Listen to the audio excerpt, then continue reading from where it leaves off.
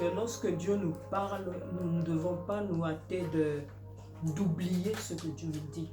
Nous devons creuser sur ce que Dieu nous dit, pourquoi il nous le dit, et comprendre ce que nous devons en retirer pour faire des progrès et avancer. Alors, il avait reçu le psaume 119. Je vais lire à partir du verset 129 et je vais descendre.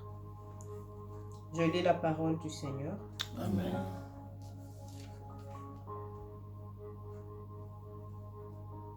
Tes préceptes sont admirables. Aussi mon âme les observe. La révélation de tes paroles est claire. Elle donne de l'intelligence au simple. J'ouvre la bouche et je soupire car je suis avide de tes commandements. Tourne vers moi ta face et aie pitié de moi selon ta coutume à l'égard de ceux qui aiment ton nom. Affermis mes pas dans ta parole et ne laisse aucune iniquité dominer sur moi. Délivre-moi de l'oppression des hommes afin que je garde tes ordonnances. Fais luire ta face sur ton serviteur et enseigne-moi tes statuts. Mes yeux répandent des torrents d'eau parce qu'on n'observe point ta loi. Tu es juste, ô Éternel, et tes jugements sont équitables. Tu fondes tes préceptes sur la justice et sur la plus grande fidélité. Mon zèle me consume parce que mes adversaires oublient tes paroles. Ta parole est entièrement éprouvée et ton serviteur l'aime. Je suis petit et méprisé, je n'oublie point tes ordonnances. Ta justice est une justice éternelle et ta loi est la vérité. Amen. Amen. Tout le psaume 119 parle de la richesse qu'est la parole de Dieu. Et le Seigneur, en nous donnant ce psaume, veut qu'ici à Gilgal, Île-de-France, nous soyons des hommes et des femmes qui étudient la parole, qui aiment les statuts de la parole, qui sont versés dans la parole de Dieu. Parce que c'est ça qui nous soutiendra, c'est ça notre socle. Il y a 2 ou 3 dimanches, nous avons partagé sur la ville située sur la montagne. Nous avons partagé sur la maison bâtie sur le roc. Il faut que vous sachiez que ce roc est la parole de Dieu.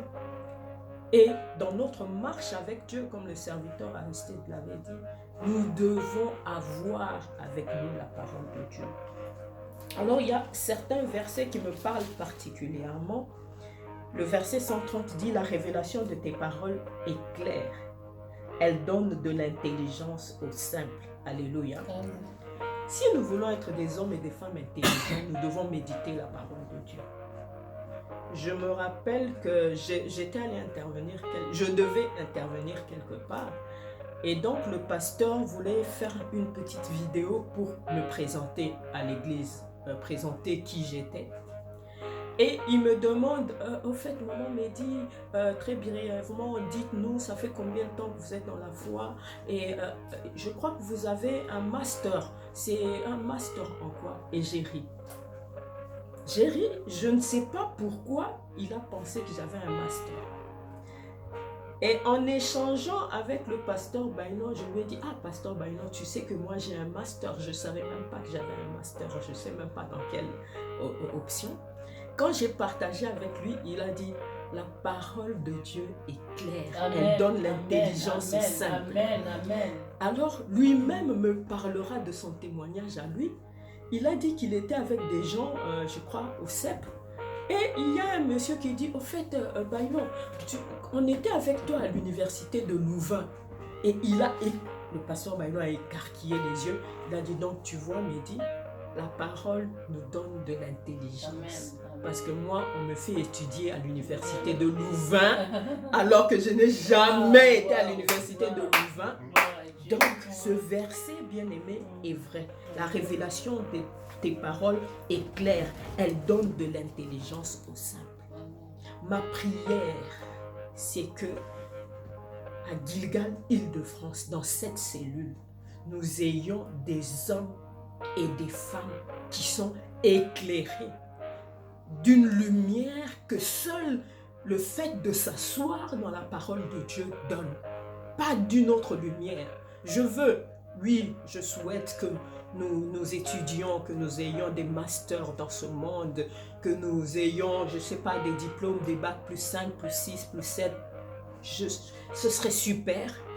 Mais là, je souhaiterais qu'ici, à Gilgal, Île-de-France, les hommes et les femmes, nous ayons comme socle la parole de Dieu. Amen. Que nous ne nous donnions point du repos tant que nous n'aurons pas médité, remédité, ruminé, étudié la parole de Dieu de toutes les manières possibles.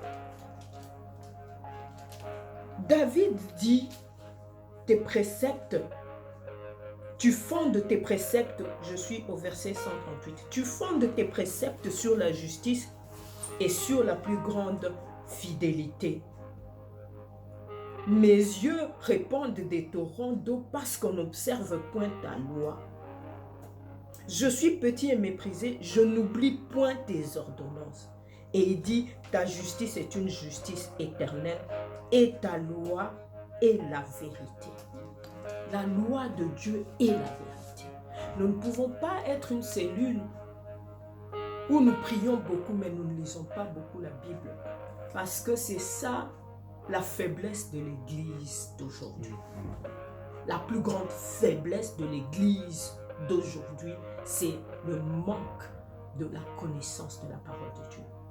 Je n'ai pas circulé dans beaucoup d'églises, mais les quelques églises où j'ai été, j'ai malheureusement, tristement fait ce constat. Nous prions beaucoup, nous déclarons beaucoup de choses, mais nous n'étudions pas suffisamment la parole de Dieu. Et ça, c'est un très grand problème.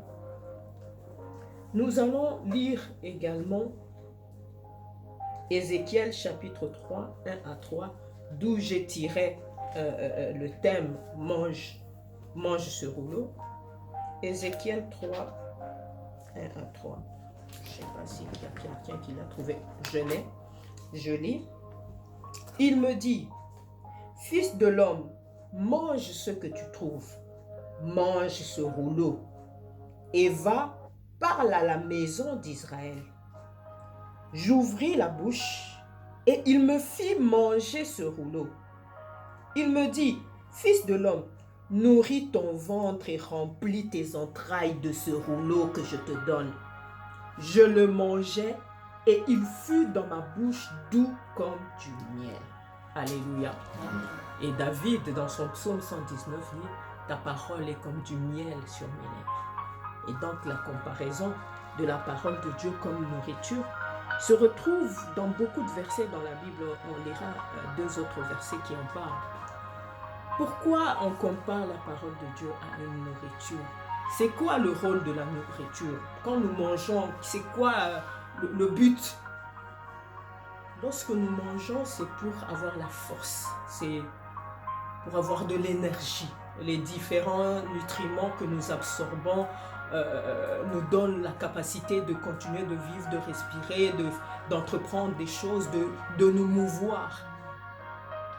Et de la même manière, si nous nous nourrissons de la parole de Dieu, elle apporte les nutriments qu'il faut pour que nous pratiquions et que nous fassions ce que Dieu attend de nous. Aujourd'hui, il y a des gens qui disent « tu deviens ce que tu manges ».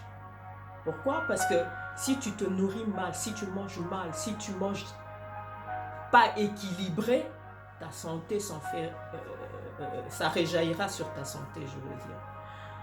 Et donc, si tu te nourris de la parole de Dieu constamment, avec persévérance, elle t'emmène quelque part. Tu deviendras toi-même comme elle, la parole de Dieu. C'est pour ça que Jésus lui-même insiste aussi sur le fait de manger, de se nourrir de la parole. Matthieu 4,4, nous n'allons pas lire, Jésus dit, l'homme ne vivra pas que de pain, mais de toute nourriture qui sort de la bouche de Dieu. Donc, le parallélisme, encore une fois, est fait avec la nourriture. Le pain est notre nourriture de tous les jours. Mais Jésus dit, l'homme vivra, moi, nous vivrons de la parole. Et c'est une vie au quotidien, c'est une vie de chaque jour. Sous-entendu que nous devrions méditer, étudier la Bible chaque jour. Nous devrions y consacrer un moment. Pas de temps en temps, pas une lecture de 2 minutes, mais d'une manière, comment dire, que nous nous impliquions à ça. Il y a une tristesse qui monte dans mon cœur quand je vois les enfants aujourd'hui.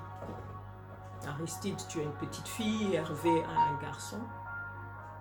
Lorsque tu médites la Bible sur ton téléphone, tout ce que Eliana et Zahir vont voir en grandissant quand ils auront 2 ans, 3 ans, c'est que papa tient son téléphone. Il ne saura pas ce que tu fais dedans. Même si tu médites la Bible, elle verra que tu es sur ton téléphone. Et pour Eliana et pour Zahir, le téléphone va prendre une place capitale dans leur vie. Parce que tout le temps, les parents ont cet objet entre leurs mains. Alors que, si à un moment donné, Eliana court dans toutes les pièces et elle l'entend comme un silence, elle va dans la chambre, elle trouve Lorina sur sa Bible. Elle court, elle revient au salon, elle trouve papa sur sa Bible. Elle comprend qu'il y a un moment où ils sont sur leur téléphone et il y a un moment où ils sont dans un livre. Et ce livre revêtira pour elle l'importance qu'il doit revêtir. Parfois, Zahir, je vois Zahir, dès que nous sortons nos téléphones, il court tout le temps parce qu'il dit tout le monde, il voit mamie Geneviève sur son téléphone, papy Roger sur son téléphone, son papa et moi, je me dis que nous sommes en train de perdre nos enfants. Amen. Et nous Amen. perdrons nos petits-enfants. Amen. Nous les perdrons. Nous les perdrons. Parce que même entre nous adultes, si maman Patricia est sur son téléphone, je ne sais pas ce qu'elle fait dessus, parce que moi je suis assise de C'est l'autre la côté. vérité. Mais si elle me voit tenir ça, elle comprend que il y a des enfants de Dieu ici. Nous avons accueilli une jeune dame ici chez nous, par le canal de Roger. Elle est arrivée, on nous a demandé de l'héberger, et donc nous l'avons hébergée. La première chose qui l'a marquée quand elle est entrée, c'est le nombre de Bibles qu'il y avait sur ce meuble-là. Tout de suite, elle s'est dit, c'est la maison des enfants de Dieu. Amen. Alors que s'il n'y avait pas de Bible en papier et que nous n'avions que nos téléphones, ça ne lui aurait pas parlé en fait. Le fait qu'il y avait des Bibles lui a envoyé un message et elle était très contente, elle-même étant élevée par un pasteur. Et ça nous a permis d'échanger et de parler de la parole de Dieu. Mange ce rouleau. J'ouvris la bouche et il me fit manger ce rouleau. Il me dit, fils de l'homme, nourris ton ventre et remplis tes entrailles de ce rouleau. Nourris ta vie de ce rouleau. Mange-le, mange, tu l'ingères. Il se décompose en toi, il devient les vitamines que ton esprit, il se décompose, il devient toi, parce qu'il fait partie de toi. Mange ce rouleau, avale-le. L'un des plus grands compliments qu'on m'ait jamais fait, et j'étais choquée ce jour-là, c'est que j'étais allée intervenir dans une église dans le cadre des femmes, et le dimanche, au culte, je suis restée pour participer aussi au culte.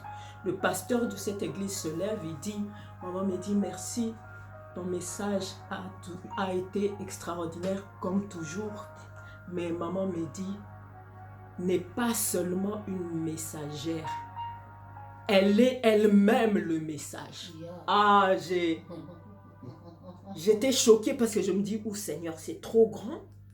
Mais en même temps, ça m'a interpellée sur le fait que nous devons nous-mêmes devenir des messages. On lit Dieu en toi, on lit Dieu en moi, on lit la Bible en toi. Mais pour qu'on lise la Bible en toi, tu dois l'avoir bien mangée. Manger, tu manges, tu avales le rouleau. Après, dans ta vie, on voit le message en toi. Il y a un verset dans Corinthiens où Paul dit, nous sommes la lettre de Christ. Christ a écrit une lettre au monde et cette lettre c'est toi et c'est moi. C'est-à-dire que le monde, quand il me regarde, il te regarde, il doit voir la lettre que Christ leur écrit. S'ils veulent connaître Christ, ils te verront, ils me verront. Mais ça se fera comment s'il n'y a pas en nous, si la parole de Dieu n'est pas devenue nos veines, si elle ne coule pas dans nos veines, elle n'est pas dans notre intestin, dans notre cœur, si elle ne, allez, elle ne se retrouve pas dans chacune des parties de nous-mêmes. Nous allons aussi lire Jérémie 15, 15 à 20, où c'est à peu près la même chose. Jérémie dit, 15 à 20, je lis, « Tu sais tout, ô Éternel, souviens-toi de moi, ne m'oublie pas. Venge-moi de mes persécuteurs, ne m'enlève pas tandis que tu te montres lent à la colère. Sache que je supporte l'opprobre à cause de toi. J'ai recueilli tes paroles, verset 16, j'ai recueilli tes paroles et je les ai dévorées. Tes paroles ont fait la joie et l'allégresse de mon cœur, car ton nom est invoqué sur moi, Éternel Dieu des armées. » Jérémie dit, j'ai recueilli tes paroles, je les ai dévorées. Il a littéralement dévoré les paroles de Dieu. Et il dit qu'elles ont fait la joie et l'allégresse de son cœur. Aujourd'hui, beaucoup d'enfants de Dieu n'ont pas la joie de lire la Bible.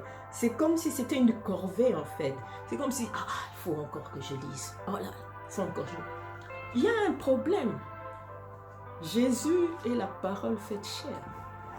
Comment puis-je avoir la joie à prier et pas la joie à méditer la parole de Dieu? Il y a un problème. Jérémie dit, j'ai recueilli tes paroles, je les ai dévorées et elles ont fait la joie et l'allégresse de mon cœur. Et lorsque vous lisez, nous ne lirons pas, au verset 19, Dieu lui parle. Il dit, c'est pourquoi ainsi parle l'Éternel. Si tu te rattaches à moi, je te répondrai et tu te tiendras devant moi. Si tu sépares ce qui est vil de ce qui est précieux, tu seras comme ma bouche. C'est à eux de venir à toi, mais ce n'est pas à toi de retourner vers eux. Je te rendrai pour ce peuple comme une forte muraille d'airain. Ils te feront la guerre, mais ils ne te vaincront pas. Car je serai avec toi pour te sauver et te délivrer, dit l'Éternel. Je te délivrerai de la main des méchants et je te sauverai de la main des violents. Cette partie, par contre, tous les chrétiens aiment bien la déclarer. Ça, c'est les chrétiens qui déclareront dans ma déclaration. Déclare, oui, ils me feront la guerre, mais ils ne me vaincront pas. Dieu fera de moi une forte muraille d'airain devant mes ennemis. Oui, oui, oui. Mais avant de déclarer ça, Jérémie a dit qu'il a recueilli les paroles de Dieu et qu'il les a dévorées. Quand la parole de Dieu vit et habite en toi, elle donne la puissance à tes déclarations. Parce que si tu ne restes que humain, tes déclarations n'auront pas beaucoup d'effet. C'est pour ça que nous voyons que dans les églises, de déclaration en déclaration, combien de déclarations, des tonnes et des tonnes de déclarations que nous faisons dans les églises. Des choses que nous répétons, je déclare, je serai la tête et non la queue, ils me feront la guerre mais ils ne me vaincront pas, parce que tu es mon Dieu, je déclare, je déclare, je déclare. Mais pourquoi ces déclarations n'ont pas d'effet? Mais parce que je déclare dans le vide. En réalité, moi-même, je ne deviens pas cette parole. Je ne suis pas moi-même cette parole. Je ne l'ai pas dévorée. Je n'ai pas mangé le rouleau pour qu'il soit en moi. Parce que quand tu manges et quand tu déclares, c'est à ce moment-là qu'il y a des effets. Quand tu manges et quand tu déclares, il y a des effets quand tu déclares. Beaucoup nous faisons des déclarations dans le vide. La parole de Dieu ne demeure pas en nous. Elle n'habite pas en nous. Il y a des chrétiens qui n'ouvrent leur Bible que quand ils vont au culte les dimanches ou une fois dans la semaine. Non, bien-aimés. Il faut que vous sachiez aussi qu'il y a une différence entre suivre une prédication en ligne ou au culte et toi-même à la maison méditer. Il y a une très grande différence. Une très grande différence. Bien-aimé, donc nous avons lu dans Ézéchiel, on dit mange ce rouleau. Dans Jérémie a dit j'ai recueilli tes paroles, je les ai dévorées. Elles ont fait la joie de mon âme. Quand nous regardons même l'image de la Sainte Seine, Jésus dit prenez ce pain, car ce pain c'est mon corps. Mangez ce pain. Mangez ce pain. Buvez mon sang. Il y a beaucoup de similitudes. Manger le corps du Christ et boire son sang. C'est ça que Christ nous demande. il y a manger. Nous devons manger la parole de Dieu, nous nourrir d'elle, l'ingérer. Et quand je méditais sur ce partage, je pensais beaucoup aux ruminants. Les ruminants, c'est des animaux qui mangent, qui sont souvent herbivores, et ils peuvent pas, leur estomac ne peut pas directement digérer l'herbe ou les substances qui sont dans l'herbe. C'est pour ça que Dieu les a créés avec, je sais pas, 3 estomacs à peu près, ou même 4, je sais plus très bien. Et donc, quand ils broutent, à un moment donné, c'est comme s'ils se reposent. Ils ne broutent plus, mais vous les regardez, ils sont constamment en train de mâcher. Donc en fait, l'herbe qu'ils ont broutée va dans une sorte de panse. À un moment donné, ça revient encore dans leur bouche. Ils la remâchent. C'est seulement après qu'elle va aller jusque dans l'intestin. Ils ruminent. On dit ruminer. C'est de là que vient l'expression ruminer des sombres pensées. Mais nous devons ruminer la parole de Dieu.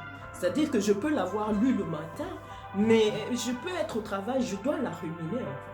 À ruminer. Constamment, elle doit être là dans ma tête, dans mes pensées. Elle doit être là. C'est ça, manger le rouleau. C'est ça, dévorer les paroles de Dieu. Pour que nous-mêmes nous devenions le message. Pour que nous-mêmes nous devenions aussi cette parole. Lorsque nous parlons de la conformité à Christ, on dit tel il est, tel nous sommes aussi dans ce monde. Tel Christ est, tel je suis. Comment rechercher cette conformité? Comment on obtient cette conformité? Il y a des choses concrètes que nous devons faire pour obtenir cette conformité. Il y a la prière, il y a notre marche avec Dieu, notre intimité.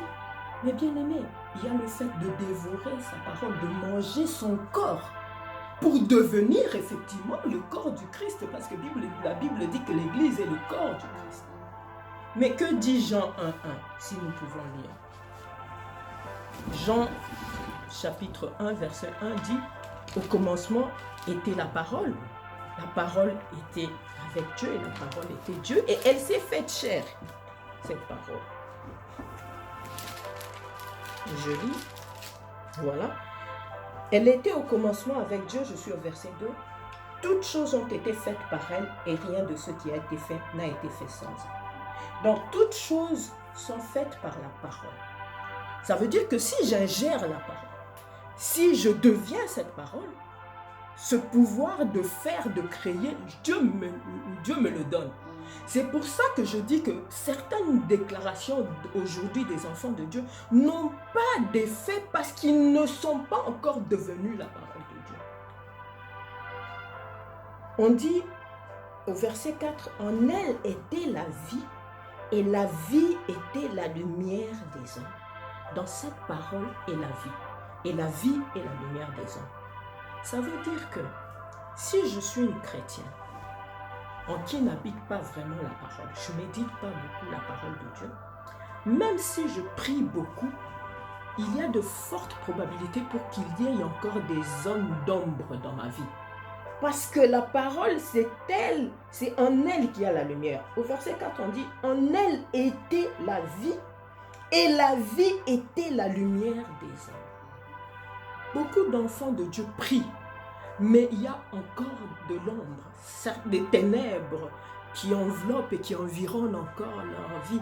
Elle n'est pas complètement éclairée parce qu'ils n'ont pas ingéré, ils n'ont pas avalé la parole de Dieu. Ils ne l'avalent pas, elle est un peu loin d'eux. Ils ne l'écoutent que les dimanches occultes ou de temps en temps.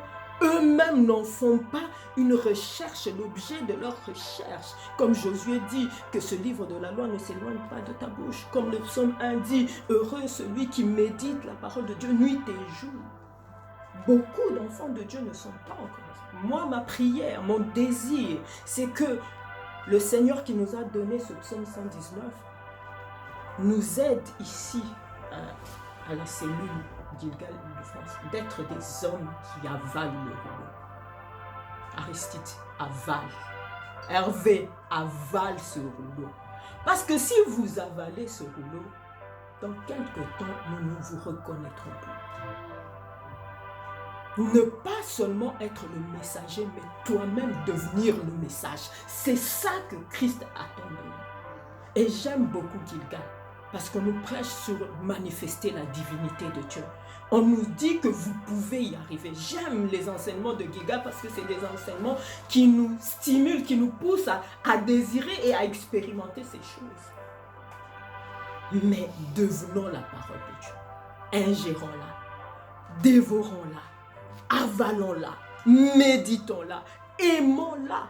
Parce que c'est ce que nous allons donner aux générations futures. Les projets que l'ennemi a sur nos enfants, sur nos petits-enfants, ce sont des très mauvais projets. Très mauvais. Imaginez, regardez l'Église primitive, regardez comment ils ont servi Dieu. Regardez comment nous, aujourd'hui, nous servons Dieu. Regardez le temps que nous passons à prier et à méditer. Regardez le temps que nos enfants vont passer à prier et à méditer.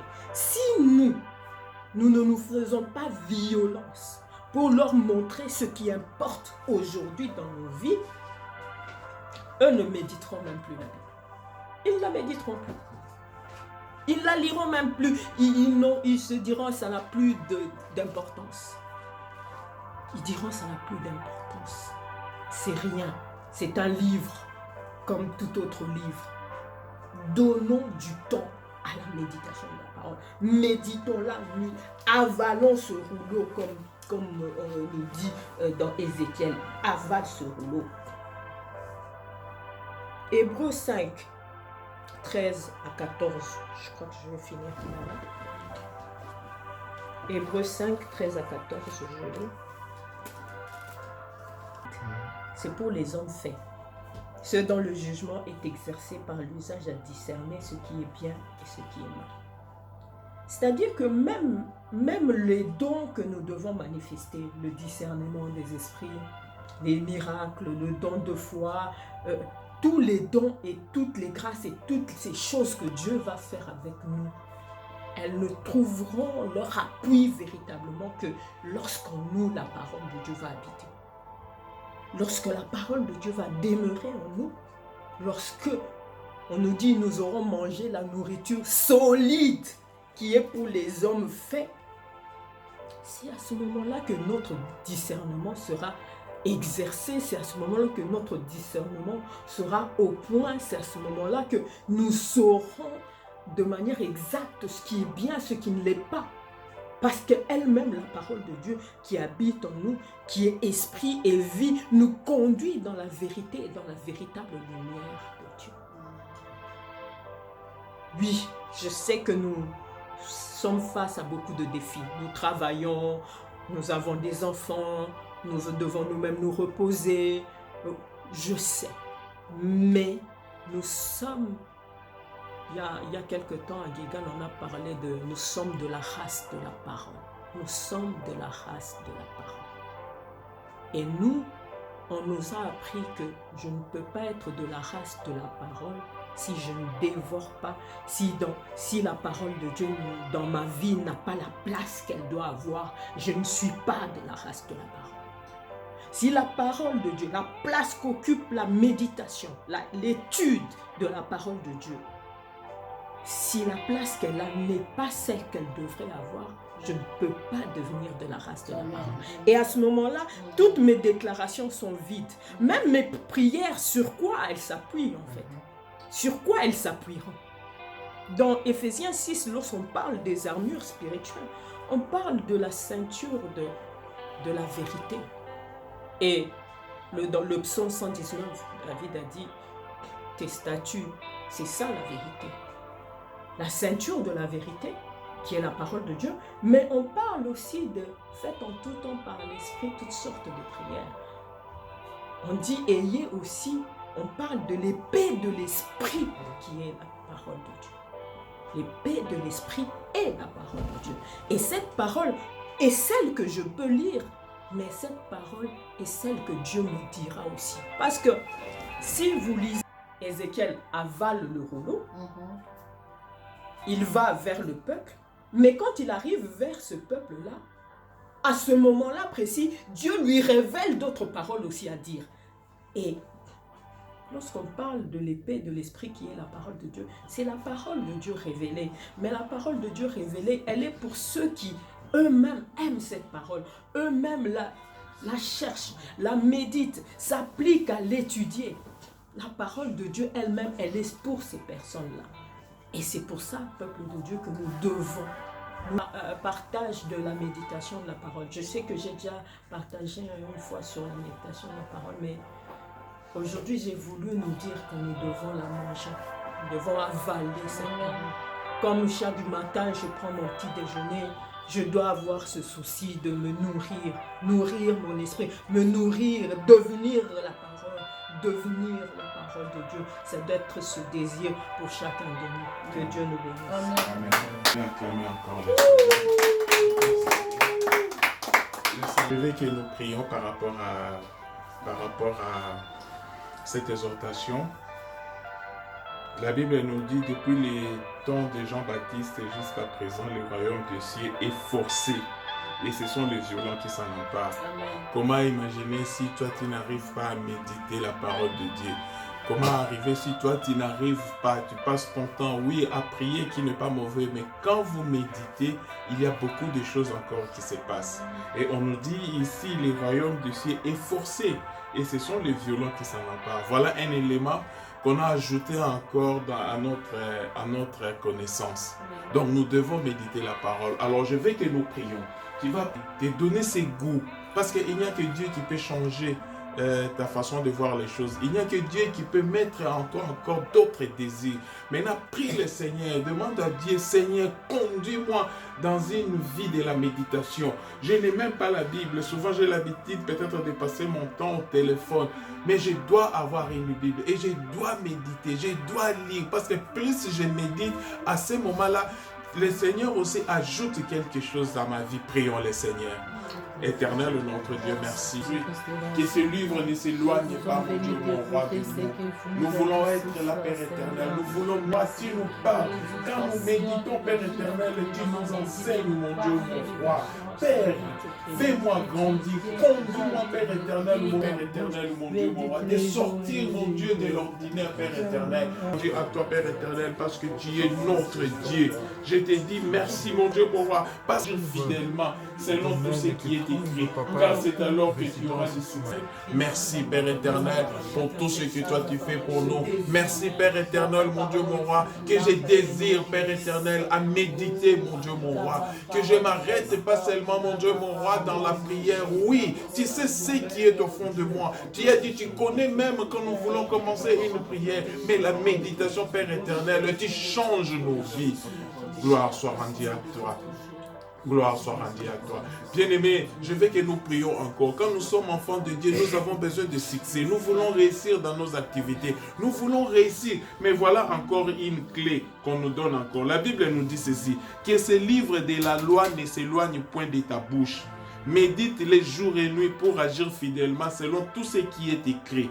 Car c'est alors que tu auras du succès dans tes entreprises. Alors, tu auras du succès quand tu arrives à méditer, quand tu arrives à faire que ces livres ne s'éloignent pas de toi. Quand on dit de ne pas s'éloigner, tu entres directement dans cette méditation, dans cette exhortation, dans tout ce qu'on vient de nous dire. Je veux que tu pries, que le Seigneur change ta façon de voir les choses, que tu quittes la bassesse, que tu quittes la distraction, que tu prennes le temps de lire, que tu prennes le temps de méditer, que tu prennes le temps. C'est à ce moment-là que tu auras du succès, ou c'est à ce moment-là que nous aurons du succès dans tout ce que nous voulons voir de la part de